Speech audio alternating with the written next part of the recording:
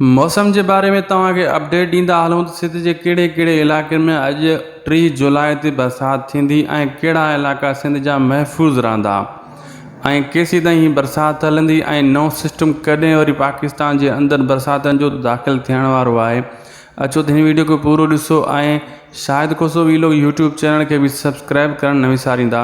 अचो तव्हांखे नई अपडेट बरसातनि जे हवाले सां ॾियूं था ऐं फेसबुक पेज के भी फॉलो लाइक ही वीडियो अॻिना भी शेयर करे छॾियो जीअं कंहिं ॿिए खे भी बरसातनि जी अपडेट जी ख़बर पवे। को सफ़र में आहे को किथे आहे जीअं उनखे ख़बर पवे त बरसाति कहिड़े इलाइक़नि में हली रही आहे। दोस्तों पहिरीं ॻाल्हि हीअ त सिंध जे वॾे शहर कराची में अॼु 3 जुलाई ते बरसाति जो इम्कान आहे ऐं सखर लाड़काणो जैकाबाद इन्ही इलाइक़नि में किथे किथे बरसाति जो इम्कान आहे। बाक़ी ॿिया इलाइक़ा भी किथे किथे सिंध जा बाक़ी इलाइक़ा साफ़ रहंदा मौसम खां।